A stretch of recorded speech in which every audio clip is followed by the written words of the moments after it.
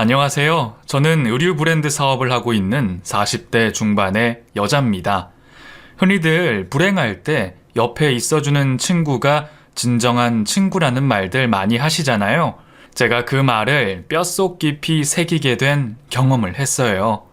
저도 남들 못지않게 고난과 역경을 겪고 오래된 꿈마저 포기하고 살다가 친구 덕분에 제 인생을 역전할 수 있게 된 저의 이야기를 많은 분들에게 들려드리고 싶어서 남는 짜투리 시간에 틈틈이 적은 제 사연을 보냅니다. 저는 우선 딸 둘 집안의 막내딸로 자랐어요. 저희 언니가 저보다 8살이 많아서 나이 차이가 꽤 나는 편이에요. 언니는 20살이 되자마자 독립을 해서 부산에서 일하며 살았습니다. 가끔씩 집에 오면 저에게 맛있는 것도 사주고 선물도 많이 사다 줬어요. 언니는 지금도 부산에서 결혼해서 잘 지내고 있습니다. 당시에는 제가 한창 사춘기였던 중학생 때 언니는 성인이어서 언니가 가끔씩 집에 올 때 가져온 패션 잡지들을 몰래 보면서 저는 새로운 세계에 눈을 떴습니다. 세상에는 정말 아름다운 사람과 멋진 옷들이 많구나 생각했어요. 그리고 그때부터 옷에 대한 관심을 많이 갖기 시작했고 용돈을 받으면 모아두었다가 동대문에 해외 패션 서적을 파는 가게에 가서 하나씩 사 모았습니다. 저 때는 지금처럼 인터넷만 열면 해외 명품 브랜드의 패션쇼를 볼 수 있던 시절이 아니었거든요. 막연하게 의상 디자이너라는 꿈을 꾸며 행복한 사춘기 시절을 잘 보내게 됐어요. 그리고 고등학교에 입학을 했습니다. 저와 같은 중학교에 온 친구가 많이 없어서 처음에는 입학하고 나서 많이 어색하고 같은 반 아이들에게 다가가기도 어려워했었어요. 그렇게 하루 이틀이 지났고 학교 독서실을 갔다가 같은 반 아이를 봤습니다. 그런가 보다 하고 지나쳤는데 며칠 후에 제 뒷자리에 앉아있던 그 친구가 저에게 먼저 손을 내밀어 줬습니다. 제 등을 톡톡 치더니 말을 걸더라고요. 안녕? 나는 김지희라고 해. 지난번에 독서실에서 봤는데. 안녕. 나도 너 봤어.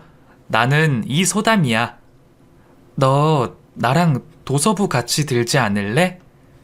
도서부? 응, 나 책 읽는 거 좋아하거든. 너는 어때? 그때 독서실에서 꽤 열심히 책 보던데 동아리 같은 거 가입할 생각 없어? 도서부? 해볼까?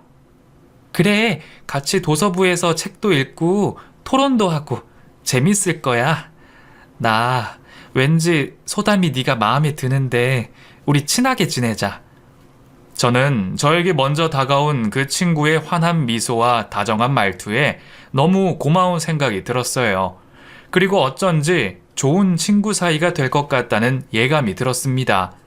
그래서 함께 도서부에 가입해서 학교 공부도 열심히 하고 책도 많이 읽으며 서로 책에 대한 감상도 나누고 점점 단짝 친구가 되었어요. 저희는 점심시간에는 밥을 먹고 매점에서 아이스크림 하나씩 사서 먹으며 교정을 산책했습니다. 산책을 하면서 친구와 저는 서로의 꿈에 대한 이야기도 많이 나눴어요. 소담아, 넌 꿈이 뭐야? 어른 되면 무슨 일 하고 싶어? 나는 패션 디자이너가 꿈이야. 와, 정말? 바로 그렇게 대답할 정도면 많이 생각했구나. 멋있다. 응, 중학교 때부터 생각했어. 지, 너는 어른 되면 하고 싶은 일이 뭐야? 나는 사실 아직 너처럼 정확한 목표는 없는데 멋진 커리어 우먼이 되고 싶어. 뭐야, 너도 목표가 있었네. 응원할게. 나도 너 패션 디자이너 되는 거 응원할게. 그렇게 가족에게도 하지 않을 속 이야기까지 그 친구에게는 다 털어놓을 수 있을 만큼 절친한 사이로 지냈어요. 지희와 저는 서로의 꿈을 응원하면서 고등학교 시절을 성실하게 잘 보냈습니다. 그리고 저는 제 목표를 따라 수능 시험을 잘 치렀고 그렇게 넉넉한 형편은 아니던 부모님의 적극적인 지원으로 서울에서 의상 디자인으로 유명한 대학에 입학할 수 있었습니다. 친구 지희는 원하는 대학에 불합격하는 바람에 재수를 선택하게 됐어요. 지희는 재수학원에 다녔고 저는 살던 곳을 떠나 자취방에서 같은 학교 동기 룸메이트와 함께 지내며 대학교 생활을 해나갔습니다. 지희도 재수를 하느라 바빠서 고등학교 때만큼 붙어 지내지는 못했지만 한 달에 한 번씩은 꼭 같이 만나서 밥도 먹고 수다도 떨었어요. 지희는 결국 1년 동안 재수를 하고 나서 경기도권의 대학에 입학하게 됐습니다. 서로 그렇게 죽고 못 살 정도로 가깝게 지냈지만 대학 생활을 하면서 서로 사는 곳의 거리가 멀어지고 각자의 대학 생활에 적응하면서 지내다 보니 예전만큼 자주 만나지는 못했어요. 그래도 오랜만에 보면 바로 어제 본 것처럼 항상 편하고 좋은 친구였습니다. 지희는 책도 많이 읽고 정보 습득력도 빨라서 지희와 대화를 나누고 있으면 저까지 에너지가 샘솟고 똑똑해지는 기분이 들었어요. 지희도 저와 대화를 하면 아이디어가 마구 떠오른다며 좋아했습니다.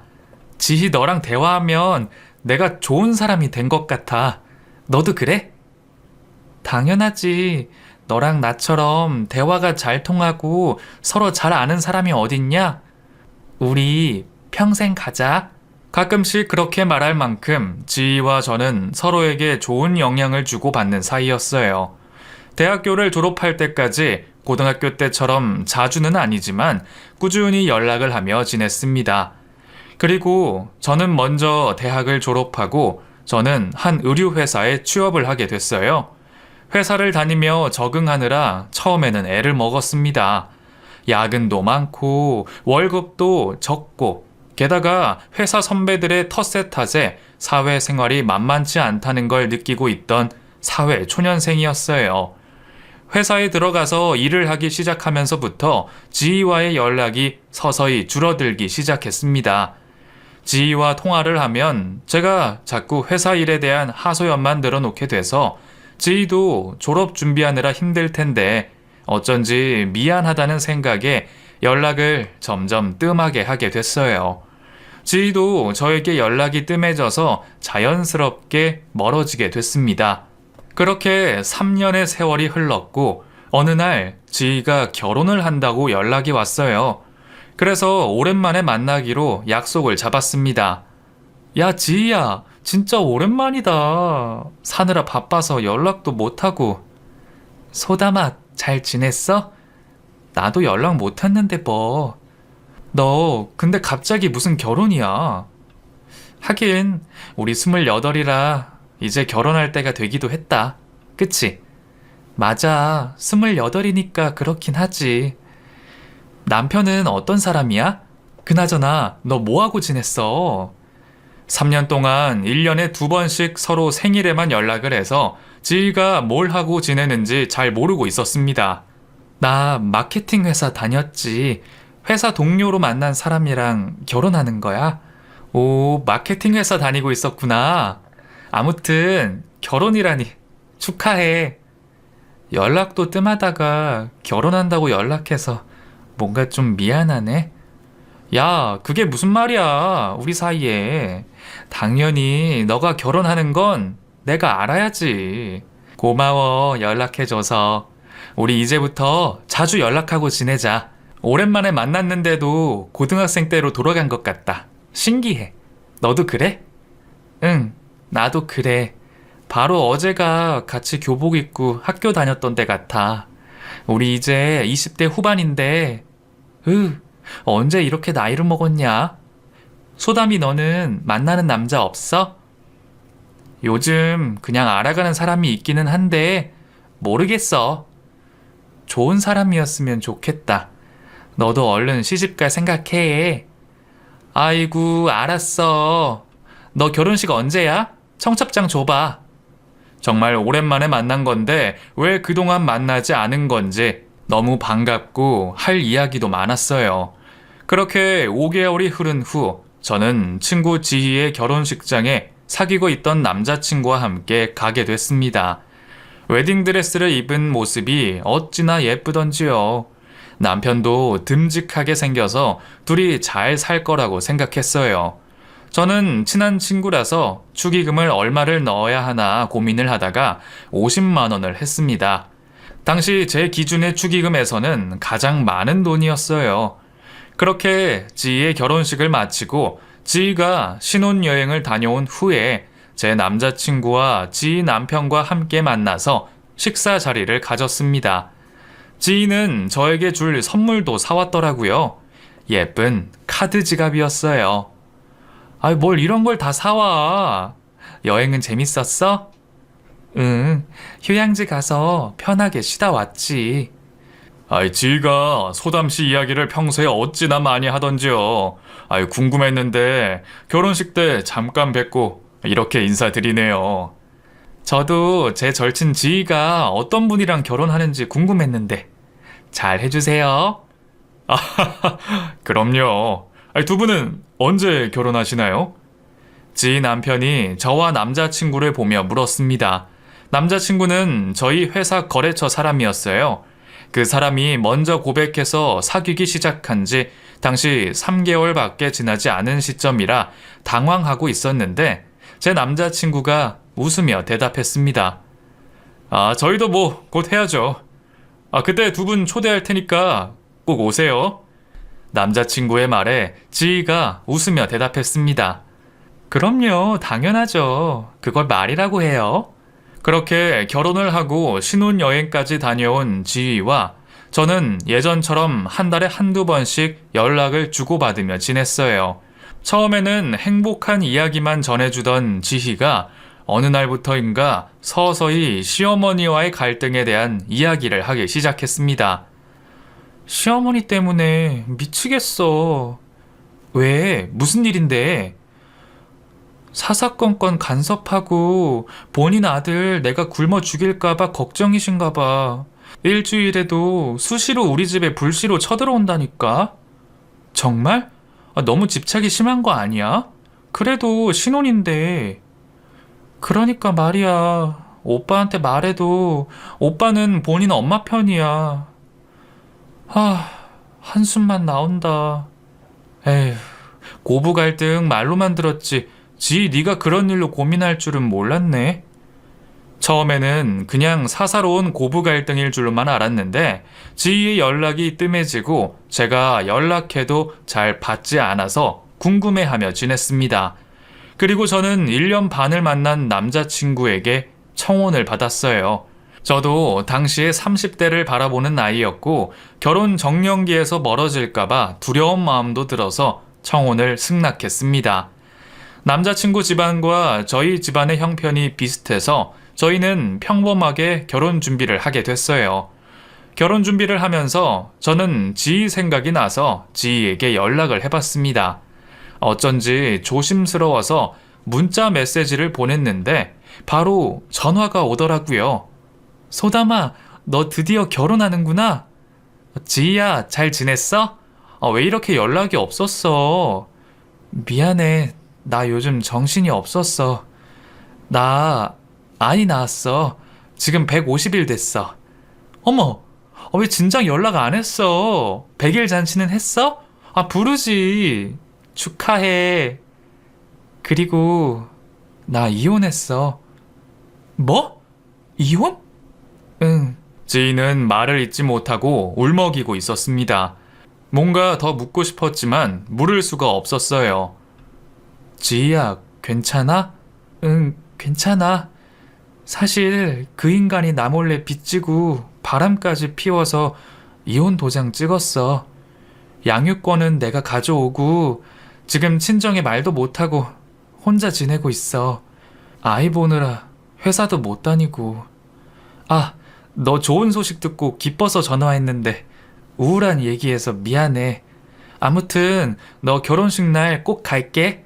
소담아, 축하해. 우리 애 운다. 끊을게. 전화를 끊고 마음 한켠이 쓰라리더라고요. 행복하게 잘 살고 있을 거라고 막연히 생각하고 있었는데 이혼을 하고 혼자 아이를 키우고 사느라 얼마나 힘들까 걱정도 됐습니다. 전화를 끊고 내내 걱정이 돼서 몇 시간 뒤에 전화를 했는데 받지 않더라고요. 저도 결혼 준비를 하느라 지희에게 자주 연락을 하지 못하고 결혼식 날이 됐습니다. 패션 디자인과를 나온 대학교 친구들이 한껏 멋을 내고 제 결혼식에 와줬어요. 다니던 회사도 패션 업계라 다들 패션 센스가 남달랐습니다. 신부 대기실에 와서 같이 사진도 찍고 인사를 하고 있는데 친구 지희가 대기실 문을 열어 들어오려다가 제 하객들을 보고 다시 나가는 걸 얼핏 보게 됐어요. 그래서 저는 바로 신부 대기실 밖으로 나가서 지희를 불렀습니다. 지희야, 왜 그냥 가? 지희는 아이를 안고 오느라 다 구겨진 정장 차림에 푸석한 얼굴에 빼싹 마른 몸을 하고 있었어요. 한눈에 봐도 형편이 좋지 않아 보였습니다. 지희가 안고 있던 아이를 보며 저는 말했어요. 어머, 네 딸이야? 너무 귀엽다. 너 닮았네. 소담아, 내가 요즘 힘들어서 올까 말까 고민 많이 했는데 그래도 얼굴이나 보고 축하한다는 말은 하고 싶어서 왔어. 지희야, 많이 힘들어? 친정에는 말했어? 말했는데 이혼한 딸 못 받아들이시네. 애 보느라 일도 못하고 양육비도 못 받고 지금 집에서 간단한 부업하면서 지내는데 미안해. 그래서 나 축의금도 준비 못했어. 항상 당당하고 씩씩하게 본인의 삶을 꾸려나갈 줄 알았던 지희가 그렇게 처참한 모습으로 힘들어하는 게 가슴이 아팠어요. 저는 지희의 손을 붙잡고 말했습니다. 뭐가 미안해. 너 왜 이렇게 말랐어? 그래도 잘 먹어야지. 너무 말랐다. 그러고 있는데 아이가 갑자기 소리를 내며 울기 시작했습니다. 지희는 아이를 안고 달래며 배가 고파서 그런 것 같다고 말했어요. 오기 전에 분유 줬는데 왜 그러지? 아, 분유도 다 떨어져 가는데. 혼잣말처럼 한탄을 하는 지희의 모습을 보고 저는 지희에게 잠시 기다리라고 말을 한 후에 웨딩드레스를 입은 채로 저희 친정 엄마에게로 갔습니다. 엄마가 깜짝 놀라시더라고요. 소담아, 너 드레스 입고 이렇게 밖에 나다니면 어떡해. 결혼식의 꽃은 신부인데. 엄마, 나 여행 가려고 찾아놓은 돈 엄마한테 있죠? 그것 좀 주세요. 뭐? 왜? 지금? 네, 지금 100만 원만 꺼내서 주세요. 급해요. 그래, 알았어. 결혼식이 끝나고 신혼여행 가기 전에 환전하려고 준비해둔 돈을 엄마에게 받아서 100만 원을 꺼낸 후 지희에게 쥐어줬습니다. 지희야, 이거 얼마 안 되는데 애 분유값이라도 보태주고 싶어서. 내가 그래도 이모인데 애 태어나고 한 번도 못 받잖아. 부담 갖지 말고 받아줘. 소담아, 내가 이걸 어떻게 받아? 그 말을 하며 지희는 눈물을 뚝뚝 떨구며 흐느끼고 있었어요. 너무 안쓰러웠습니다. 그런 지희를 안아주고 제가 말했습니다. 지희야, 힘내. 예전에 우리 꿈 많았던 고등학생 시절 기억하지? 우리 아직 젊고 할 수 있어. 포기하지 마. 아이 키우면서 얼마든지 할 수 있으니까 너무 좌절하지 않았으면 좋겠어. 그리고 밥 먹고 가. 너 힘내려면 살 좀 쪄야겠다. 아니야, 소담아. 애가 울어서 다른 사람들한테 민폐야. 그냥 가봐야 될 것 같아. 내가 이 돈은 나중에 꼭 갚을게. 결혼 축하해. 갈게. 지희는 그렇게 말하고 쫓기듯이 제 결혼식장을 떠나버렸습니다. 그날은 결혼식을 진행하느라 정신이 없었는데 신혼여행을 가고 남편과 살림을 차리고 같이 살기 시작하면서 제 결혼식에 추레한 모습으로 왔던 지희가 계속 머릿속에 떠올랐어요. 전화를 했지만 없는 번호라고 나왔습니다. 그렇게 저는 연락이 닿지 않는 지희의 안부를 궁금해하면서 결혼 생활을 시작했어요. 남편과 저는 둘 다 의류업계에 종사했기 때문에 시장이 돌아가는 원리를 잘 알고 있다고 생각했습니다. 그래서 결혼 후에 남편과 의기투합을 해서 동대문 상가에 옷가게를 차렸어요. 회사도 그만두고 그동안 제가 열심히 모은 돈을 많이 투자해서 제가 10, 남편이 3으로 투자를 해서 차린 겁니다. 저는 새벽까지 일을 하며 남편과 동대문 시장 도매 상가를 휘젓고 다녔습니다. 그때는 정말 힘든 줄도 몰랐어요. 옷을 사입하고 저희가 야심차게 낸 매장에 장식을 하며 열심히 했어요. 장사가 자리를 잡으면 제가 디자인한 옷을 쇼핑몰에서 팔 계획도 갖고 있었습니다. 남편도 제 뜻과 같다고 생각했고요. 하지만 예상처럼 일이 쉽게 돌아가지 않았습니다. 다른 매장과의 경쟁도 심했고 하루에 손님이 10팀이 오면 3팀만 옷을 사가는 수준이었어요. 그러니 돈이 벌리지가 않았습니다. 인테리어도 바꾸고 어떻게든 노력을 해봤지만 소용이 없었어요. 그러다가 제가 덜컥 임신을 해버렸습니다. 임신을 한 후에는 새벽에 일을 할 수가 없었어요. 저는 입덧과 임신 중독 때문에 낮에만 잠깐 가서 매장을 받고 남편이 새벽까지 애써서 일을 하는 줄로만 알았습니다. 그리고 임신 중기쯤이 되었을 때 입덧도 사라지고 조금 살만해져서 잠도 오지 않아 남편에게 말도 안 하고 새벽에 매장으로 간 적이 있어요. 그런데 남편이 바로 앞 매장에 남성복을 파는 여사장과 함께 다정하게 밥을 배달해서 먹고 있었습니다. 서로 입에 묻은 밥풀도 떼어주고 꿀이 뚝뚝 떨어졌어요. 누가 보면 둘이 애인 사이인 줄 알 것 같았죠. 두 사람은 제가 온 줄도 모르더라고요. 깨가 뚝뚝 떨어졌습니다. 설마 하는 마음이 들기는 했지만 저는 일단 사진을 찍어서 증거를 남겼습니다. 물론 그 정도는 증거가 되지 않았지만 남편을 추궁하기 위해서 남겼어요. 그리고 남편에게 소리를 질렀습니다. 여보, 여기서 뭐해? 제가 소리를 지르자 그제서야 저를 본 남편과 상간녀가 화들짝 놀라며 저를 봤어요. 당신 이 시간에 웬일이야? 말도 없이 왔어. 그냥 잠이 안 와서. 근데 두 사람 나 없는 사이에 되게 친해졌나 봐. 당신 없어서 같이 밥 먹다 보니까 친해졌지. 오해하지 마. 그쵸, 아영씨? 그렇죠. 제가 설마 유부남이랑 뭘 하겠어요. 저를 그렇게 말하며 저를 째려보던 상간녀의 눈빛이 제 가슴팍에 콱 박혔습니다. 그날 이후로 저는 남편을 의심하는 마음을 지울 수가 없었어요. 그렇게 그날은 아침까지 남편과 매장에 머물고 함께 퇴근을 했습니다. 당신 정말 양심에 손을 얹고 나한테 실수하고 있는 거 없어? 소담아 왜 그래? 나 힘들게. 그냥 아영씨랑 나랑 동갑이고 너 없을 때 혼자 밥 먹기 쓸쓸해서 같이 먹었을 뿐이야. 그런 이상한 상상하지 마. 우리 뱃속의 아이한테 안 좋아. 남편의 말을 믿기는 힘들었지만 정말 누구보다 남편 말을 믿고도 싶었어요. 그날 이후로 저는 새벽에도 가끔씩 일을 나가서 남편과 함께 매장을 봤습니다.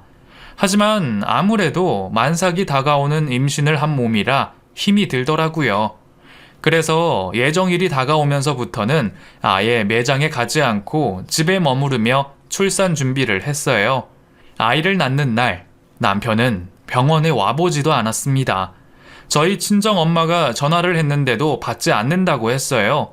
저는 다른 임산부들처럼 남편에게 진통 때문에 힘들다고 투정을 부릴 새도 없이 혼자서 아이를 낳았습니다. 아이를 낳은 후에 저는 친정에서 머무르며 산후조리를 하고 아이를 친정 엄마에게 맡기고 다시 저희 신혼집으로 돌아갔습니다. 그리고 남편과 함께 다시 매장에서 다시 일을 하기 시작했어요. 남편이 그간 고생을 했으니까 새벽에는 제가 매장을 보기로 했습니다. 그런데 저희 연매장 사장님이 저를 은밀하게 부르더니 충격적인 이야기를 하셨어요. 소담씨, 몸 풀고 와서 내가 이런 말하기는 좀 그런데 그래도 사실은 알아야 할 것 같아서. 그 말을 듣고 대충 무슨 이야기를 할지 알 것만 같아서 몸이 떨려왔어요. 네? 무슨 사실이요? 아니, 너무 놀라지 말고 들어. 아니, 소담씨 남편이 소담씨 매장 앞에 있는 그 아영씨랑 사이가 아무래도 심상치 않은 것 같아. 심상치 않다뇨? 뭐 보신 거라도 있으세요? 아니, 내가 사실 사입 삼촌이랑 도매상가에 옷 사입을 하러 갔다가 모텔촌 주변 밥집에 밥을 먹는데 아유, 못 말하겠다. 그냥 말씀하세요. 소담씨 남편이랑 아영씨랑 둘이 다정하게 끌어안고 모텔에 들어가더라고.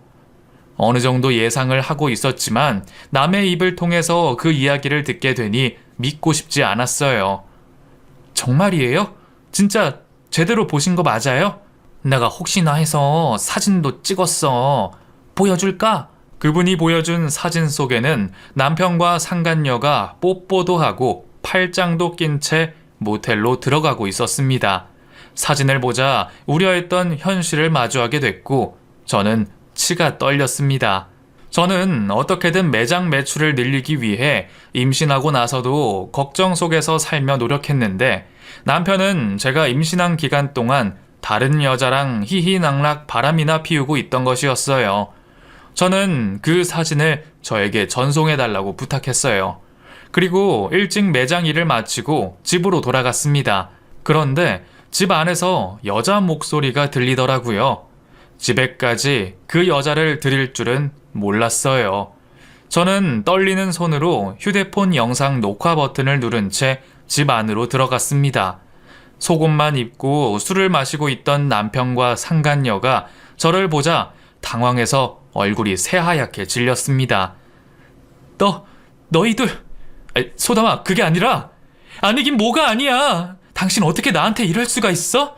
나 임신한 기간 동안 이 여자랑 놀아나느라 그렇게 나를 무시하고 소홀하게 대했니? 가게 일은 제대로 한 거 맞아? 나 애 낳을 때도 이 여자랑 같이 있었어? 그러자 상간녀가 코웃음을 치며 맥주를 들이키더니 말했습니다. 아휴, 소담씨, 왜 일을 크게 만들어? 그냥 우리 둘이 적당히 즐기다 말 거였는데. 소담씨, 이리 와서 같이 술이나 마셔. 너 정말 미쳤니? 네가 무슨 짓을 한 줄 몰라? 내가 뭘 어쨌다고. 나는 가정 파탄 낼 생각도 없고 그냥 외로운 사람들끼리 잠깐 즐겼을 뿐이야. 같은 동대문 상가에서 일하는 사람들끼리 얼굴 붉히지 말고 그냥 넘어가자. 저는 그 말을 듣고 기절할 정도로 화가 치밀어 올랐습니다. 그 여자의 머리끄댕이를 붙들고 제가 악다구니를 쓰며 소리를 질렀어요. 이 더러운 년아, 그걸 말이라고 해? 당신도 똑같아. 어디서 어물쩍 넘어가려고? 둘 다 내가 소송 걸 테니까 딱 기다리고 있어. 그러자 남편이 제 팔을 붙들고 말했습니다. 소담아, 진짜로 아영씨랑 나랑 깊은 사이는 아니야. 우리 애도 생각해야지. 더러운 새끼, 우리 애 입에 올리지도 마. 그날 이후 저는 이혼 소송과 상간녀 소송을 진행했습니다.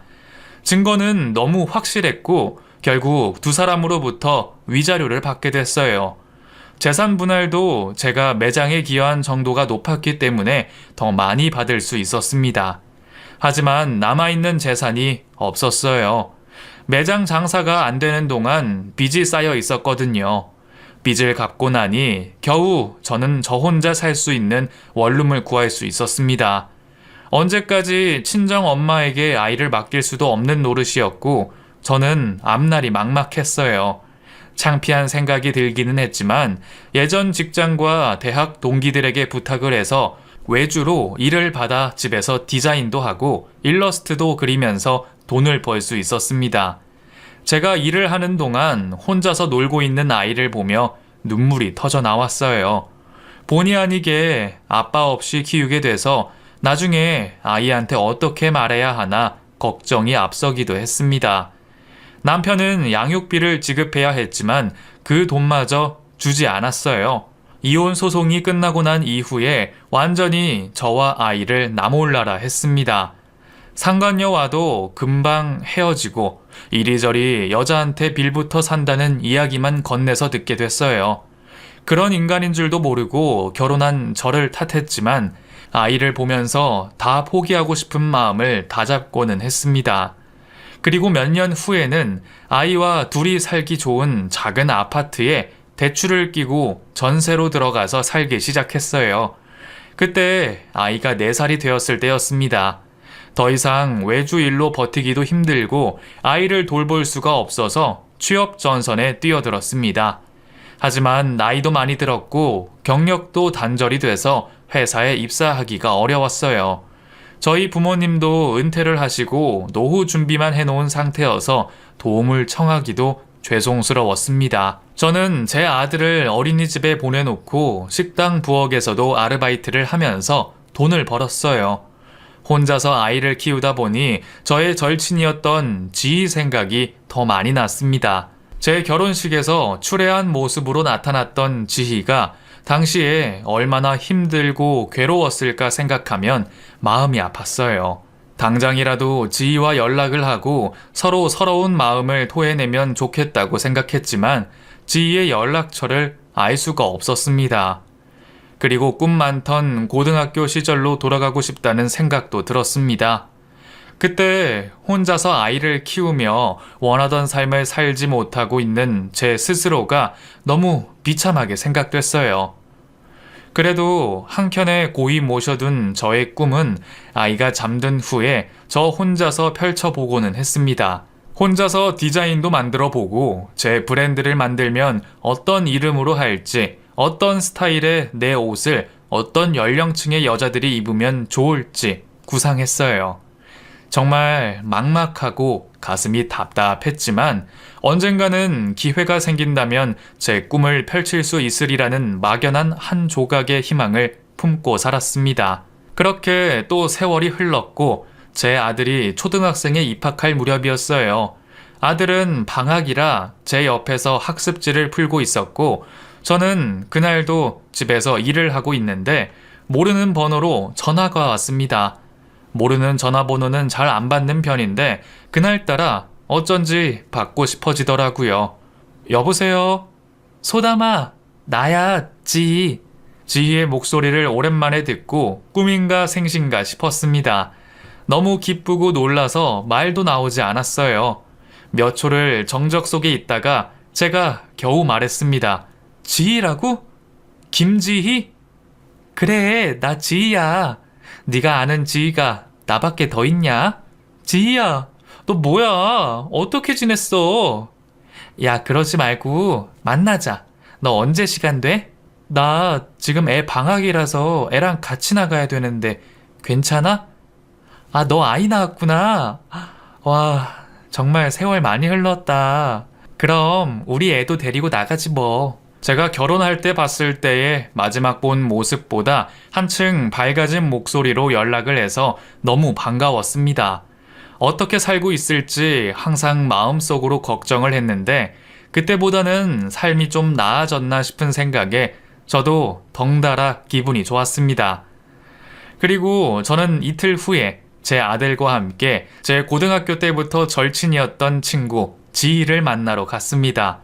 처음에는 못 알아봤어요. 그런데 웬 세련된 여자가 저를 부르고 있어서 봤더니 지희였습니다. 소담아! 지희야! 보자마자 왈칵 눈물이 쏟아져 나왔습니다.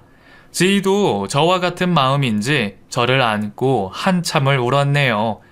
지희의 딸과 제 아들은 어리둥절한 표정을 짓고 있었습니다. 지희 딸은 제 아들보다 2살이 많더라고요. 두 아이는 처음에는 대면대면 하다가 서로 관심사가 같은 이야기를 꺼내며 금방 친해졌습니다. 소담아, 너 왜 날 못 알아봤니? 난 한눈에 알아봤는데. 하긴 우리가 너무 오랜만이긴 하다.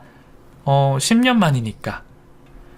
나는 너 마지막 모습만 생각하고 그때 많이 힘들어 보였거든. 근데 너 그때보다는 형편이 많이 나아진 거 맞지? 정말 다행이야. 그럼 그때보다는 훨씬 나아졌지. 그때 너 결혼식에서 축의금도 못 내고 가서 내내 마음이 안 좋았어. 나도 너 그렇게 보내고 지금까지 계속 걱정하고 지냈는데 왜 연락이 끊겼던 거야?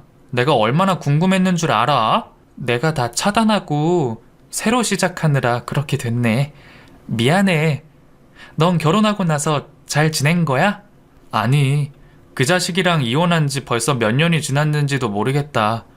동대문 상가에 옷가게 열었다가 망하고 지금은 근근히 살고 있어. 넌 어떻게 살고 있어? 소담아, 힘들었겠다. 나는 마케팅 회사 대표 됐어. 뭐? 대표? 와, 정말이야? 지인은 한동안 혼자서 힘들게 지냈다가 결국 친정에 들어가게 됐고 처음부터 다시 시작했다고 했습니다. 그리고 본인이 할 수 있는 일을 찾아서 도전을 했대요. 몇 번씩 실패하기도 했지만 결국에는 작은 마케팅 회사를 차렸고 점점 입지를 굳혀서 지금은 직원도 20명 이상 둔 회사로 꽤 많은 성장을 이뤘다고 했습니다. 야, 정말 잘됐다, 지희야. 넌 꿈을 이뤘네. 우리 고등학교 때 교정 걸으면서 네가 그랬잖아. 멋진 커리어 우먼이 되고 싶다고. 야, 멋있다, 정말. 멋있어. 너무 반가운 소식에 제가 신이 나서 그렇게 말했고 지희가 제 말을 듣고 대답했습니다. 너 결혼식 때 내가 정말 너무 힘들었거든. 사실 그때 며칠째 밥도 못 먹었는데 소담이 네 결혼식은 꼭 가고 싶은 거야. 근데 우리 애를 맡길 곳은 없고 돈도 없고 애 분유도 한 통밖에 안 남고 아휴, 그때 생각하니까 눈물 나네. 힘들면 나한테 얘기하지. 아무튼 그때 너 만나니까 포기했던 내 마음에 불씨가 피어오르더라. 네가 준 100만 원으로 애 분유 사고 마케팅 관련 책을 미친 듯이 사서 읽었어. 사업에 성공한 사람들 책도 도서관에 가서 매일 빌려다가 읽고 내가 이렇게 된 건 다 네 덕분이야. 고마워, 소담아. 무슨? 네가 열심히 해서 이뤄낸 거지. 아무튼 너무 멋있고 정말 다행이야. 저희는 10년 묵은 수다를 떠느라 정신이 없었습니다. 지희에게 제가 살아온 삶에 대해서 다 털어놓으며 몇 번씩 같이 울기도 했어요. 그렇게 이야기를 나누다가 지희가 제가 구상해 놓은 의류 브랜드에 대한 것에 크게 관심을 보였습니다. 야, 소담아, 그거 정말 좋은 아이템이다. 그렇게 썩혀두기에는 너무 아까워. 네가 내 꿈 이뤄준 것처럼 이제는 내가 소담이 네 꿈 이뤄줄게. 다음에 만날 때 네가 그동안 디자인하고 기획한 것들 다 가지고 와. 정말? 너 부담스러운 거 아니야? 너 섭섭하게 친구끼리 무슨 그런 말을 해. 너 덕분에 내 삶이 바뀐 건데 나도 너 도와야지. 그 이후로 일이 착착 진행됐습니다. 매일 품 안에 안고 꿈에만 그리던 일들이 현실이 돼가는 걸 보는 게 정말 행복했어요. 지희가 제 브랜드를 런칭하는데 많은 돈을 투자해줬습니다. 그만큼 가치가 있다고 말하면서요. 결국 1년 후에 브랜드를 런칭했고 지희의 마케팅 회사에서 정말 많은 홍보를 해줬어요. 우선 홈페이지를 만들어 두고 유명 편집샵과 온라인 쇼핑몰에 한두 벌의 옷을 입점을 했습니다. 한두 달은 반응이 미미했는데 그 이후로 조금씩 홍보가 되기 시작하더니 패션 잡지에도 소개되고 연예인들도 제 옷을 입어서 유명해지기 시작했어요. 처음에는 저 혼자 의상 디자인하고 공장을 찾아다녀야 했는데 점차 사업이 잘 되면서 직원이 한두 명씩 늘어가고 사업도 더 확장되면서 매출이 어마어마하게 많아졌어요. 지금은 한남동에 매장도 따로 하나 갖고 있을 만큼 단단한 입지를 가진 의류 브랜드로 성장했습니다. 그렇게 되기까지 지희의 도움도 많았고 제가 만들어두고 기획해뒀던 것들이 기회가 오자 빛을 발할 수 있게 돼서 정말 꿈같은 나날을 보냈어요. 지희와는 그 이후로 자주 왕래하며 서로의 사업을 응원하는 파트너가 됐어요. 지희가 우스갯소리로 이런 말을 한 적이 있습니다. 너나 나나 결혼했다가 실패하고 인생이 완전 달라져 버렸네. 우리 궁합 보러 갈래? 이 정도면 우리 둘이 천생연분 아니냐? 그래, 지희 너랑 나랑 전생의 왕이랑 왕비였나 보다. 제가 대답했고 서로 배꼽을 잡고 웃었어요. 지금 지희의 딸은 고등학생이 됐고 제 아들은 중학생입니다. 둘이 남매처럼 친하게 지내고 있어요. 지희와 저는 같은 동네에 살고 있습니다. 같이 운동도 하고 취미 생활도 하면서 고등학생 때처럼 서로의 삶을 응원하고 도움을 주고받으며 지내고 있어요. 지희의 연락을 받지 못하고 제가 제 꿈의 끝자락을 잡고 지내지 않고 포기한 채로 있었다면 지금의 삶은 정말 암담했을 것 같아요. 지희와 저는 서로가 가장 필요한 순간에 나타나서 도움을 주게 돼서 정말 기적 같은 일이 벌어졌네요. 교정을 걸으며 서로의 꿈에 대해 이야기했을 때는 이렇게 서로의 인생에 영향을 주게 될지 몰랐었습니다. 결혼을 하고 이혼을 한 후에 절망에 빠졌을 때 포기하지 않고 다시 도전할 수 있었던 건 친구와 교정을 거닐며 나눴던 꿈에 대한 대화 덕분이 컸던 것 같아요. 지희야, 너 덕분에 내가 평생 가슴에만 품고 있던 꿈을 이뤘네. 정말 고마워. 소담아, 나도 너 덕분에 그때 죽지 않고 용기 내서 이렇게 내 일 하면서 대표 소리 듣고 살 수 있는 거야.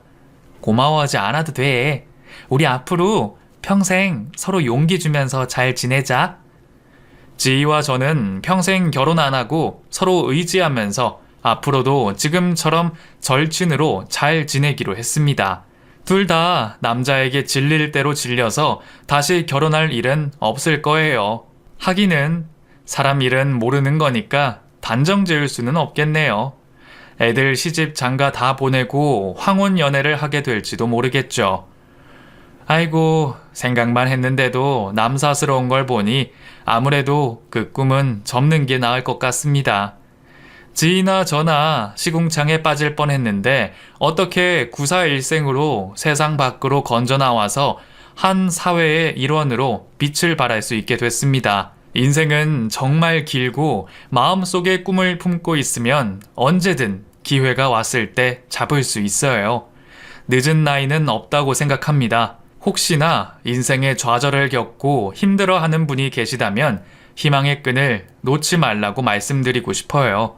기다리다 보면 기회는 옵니다. 모두에게 그 시기가 다를 뿐이죠. 제 이야기를 적다 보니 정말로 지금 제가 이뤄낸 성과가 대단하게 느껴지네요. 감사합니다. 더 열심히 살면서 감사함 잊지 않고 나누는 사람이 될게요. 여러분들 지치지 마시고 꼭 행복하세요.